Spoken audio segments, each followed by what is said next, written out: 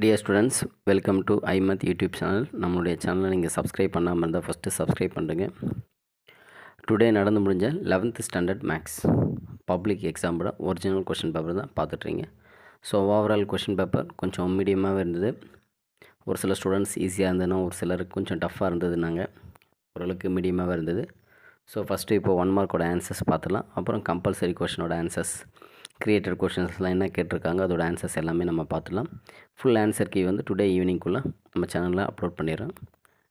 மறக்காமல் நம்மளுடைய சேனலை சப்ஸ்கிரைப் பண்ணாமல் இருந்தால் சப்ஸ்கிரைப் பண்ணாமல் ஃப்ரெண்ட்ஸ் எல்லாருக்குமே ஷேர் பண்ணுங்கள்.